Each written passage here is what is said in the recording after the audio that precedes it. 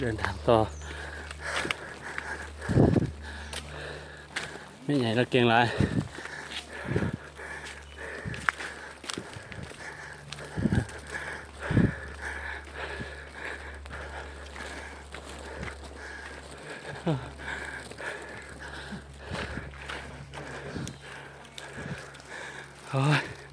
ขอพักเลยนะครูบาอาจารย์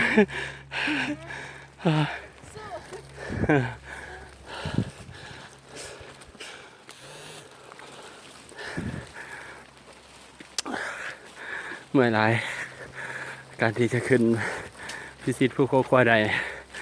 ต้องบ่งบอกว่าต้องมีความเพียรที่สุดแล้วก็มีความอดทน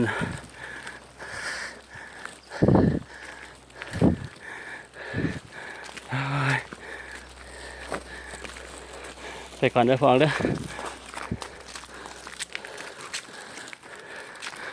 สิคอยยาง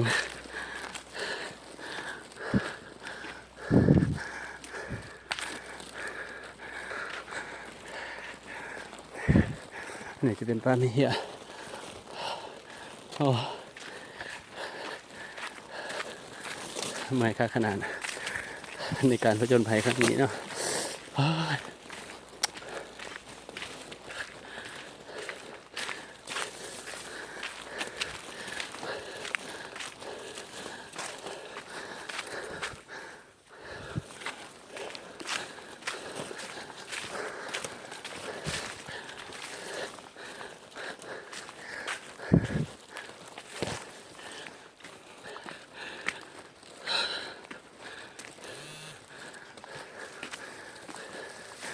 ทางก็สิขึ้น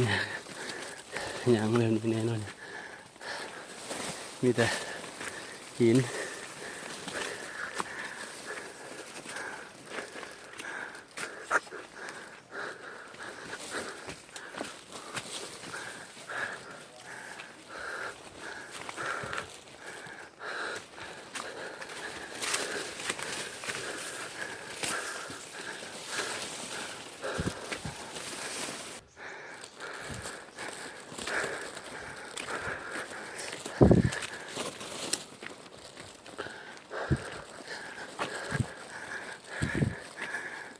แม่ครูบาอาจารย์เพิ่นเดินไวเนาะก็จะคอยมีแบบบอกแม่บางคนโยมบางคนก็เดินไปไวให้กัน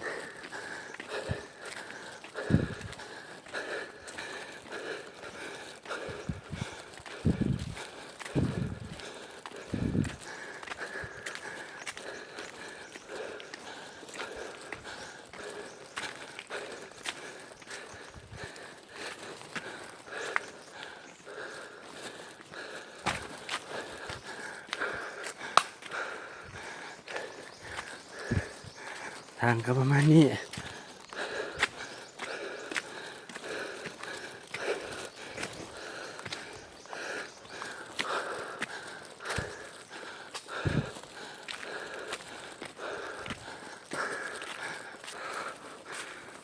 นนี้เป็นสัญลักษณ์เส้นทางมันจะมีผูกผ้า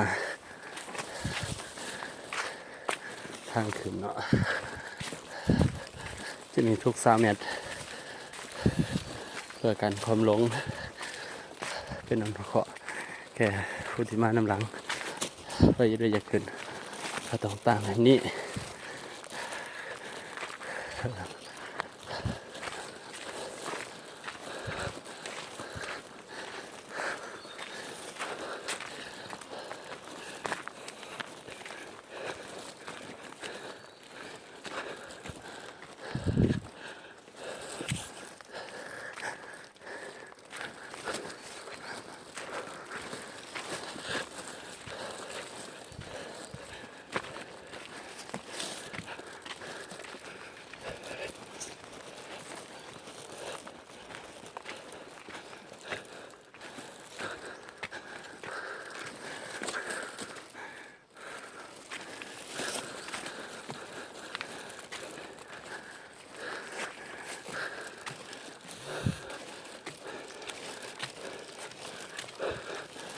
นี่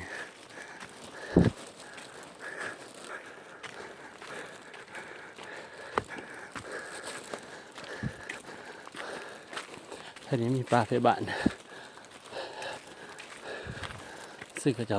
ไปไกลแล้วเราจะคอยยางเปล่าสะสมพลังงานไว้ก่อน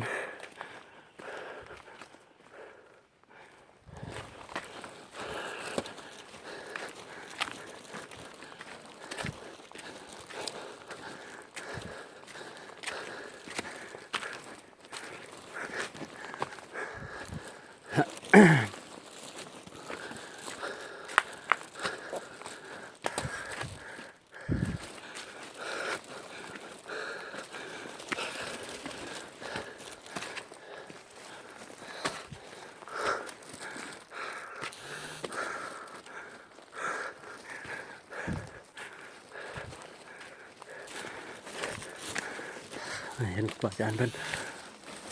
พักผ่อน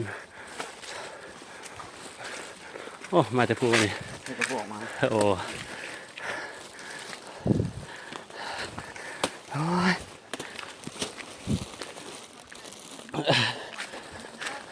ไม่ออกคือเก่งแท้โอ้ยอันนี้พักผ่อนได้นี่โอ้ย น้อยเคยไปอันผ่านย่องเท่านึง เห็นบ่ โดย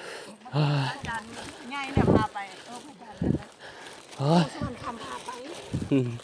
เดี๋ยวสินะพักผ่อนแทนนี้กันเลยนี่ ทางพู